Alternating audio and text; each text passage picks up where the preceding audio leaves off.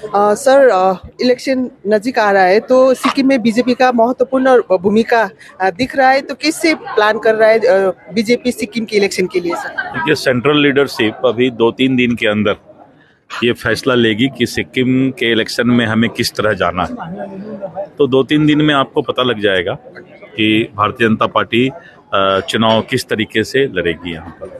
Sir, अभी सिक्किम का जो प्रेजेंट गवर्नमेंट ने जो रोजगार दिया है, आपने नामची में जो अनाउंस किया था कि बीजेपी गवर्नमेंट अगर आएगा तो 3 इयर्स में रेगुलर करेगा, तो प्रेजेंट गवर्नमेंट ने 4 इयर्स में रेगुलर का जो मेमोरेंडम वितरण भी किया हुआ है।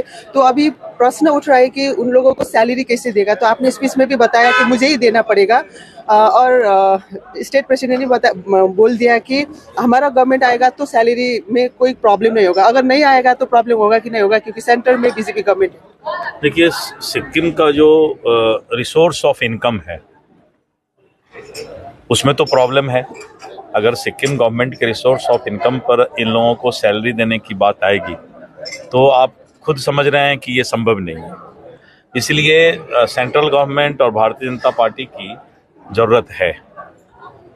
इलेक्शन अभी 2-3 दिन में आचार संहिता लग जाएगा, कोड ऑफ कंडक्ट लगेगा।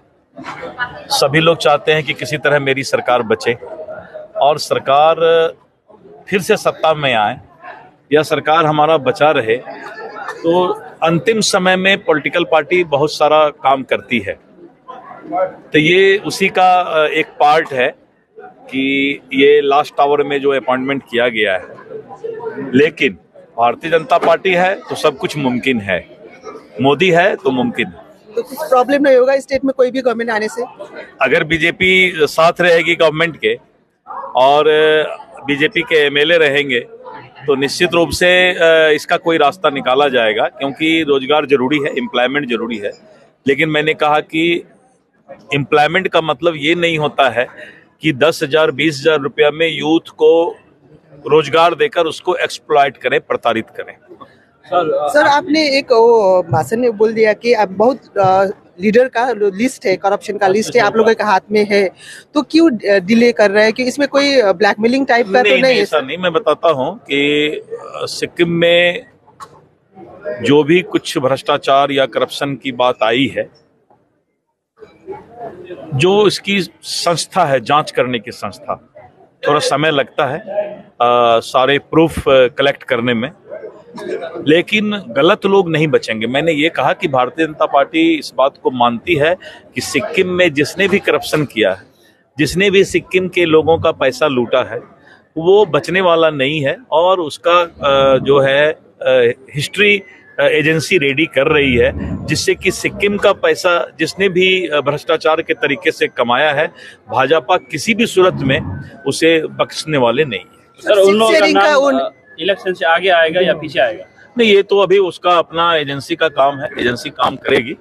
सर, सिक्किम में सीट शेयरिंग का बात भी चल रहा है और बीजेपी दोनों पार्टी को, एसटीएफ और एसकेएम के साथ सीट शेयरिंग का वो प्लान बना रही है। ऐसा भी हम सुनते हैं, ये कितना सही है या गलत है? नहीं, अभी ऐसी कोई बात नहीं है।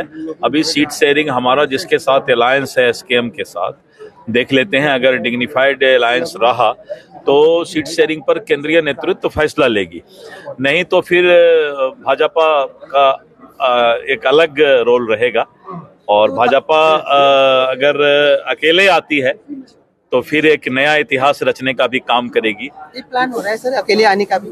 अगर अकेले आते हैं हम तो फिर एक आप नया माहौल देखेंगे पूरे सिक्किम में। सर, 10-12 विधायक है आपके अभी भी, इनमें से कितने लोगों को दोबारा चांस मिल सकता है? देखिए, विधायक नहीं होते हैं, हमारा सीट है। एमएलए तो कोई भी हो सकता है, लेकिन हमारा 12 सीट अभी है यहाँ पर, और हम निश्चित रूप से जो है आने वाले समय में चुनाव लड़ेंगे अच्छे तरीके से। कितनों को रिटेन ये तो अभी कहना मुश्किल है, ये तो जनता और सर्वे पर डिपेंड करेगा कि कितने आप लोगों ने राज्यसभा में तो ले लिया, लोकसभा में क्या प्लान है आप लोगों का? अभी लोकसभा अगर हमारा अलायंस होता है तब हम लोकसभा अलायंस के तरीके से ही लेंगे फिर, या देखेंगे क्या कर सकते हैं। अलायंस पार्टनर में कौन मजबूत दिख रहा है अभी आपको? एसकेएम दिख रहा है, एसटीएफ दिख रहा है? नहीं, हमारा अलायंस तो अभी एसकेएम से है। अभी हमारा अलायंस एसकेएम से है, इसलिए हमारी मजबूती एसकेएम के साथ हम हैं अभी। लेकिन 2-3 दिन के अंदर केंद्रीय नेतृत्व फैसला लेगी क्या बदलाव होगा उसमें सर? अभी कुछ भी करना मुश्किल है, ये डिपेंड करता है केंद्रीय नेतृत्व पर। क्या कोई कमजोरी दिख रही है इस केंद्रीय सरकार में? नहीं, अभी मैंने कहा ना कि केंद्रीय नेतृत्व, हम सरकार में शामिल नहीं थे, हम सरकार के मदद के लिए थे। आपने देखा होगा कि मेरे कोई भी एमएलए मिनिस्टर नहीं थे, इसीलिए जो भी सरकार ने काम किया है, अच्छा काम किया है या बुरा काम किया है, तो हम उसमें शेयर में नहीं थे। हम तो हर वक्त सिक्किम को कैसे क्या मदद दिल्ली से हो सकता है, सेंट्रल से हो सकता है, वो हमारी कोशिश मदद करने की रही।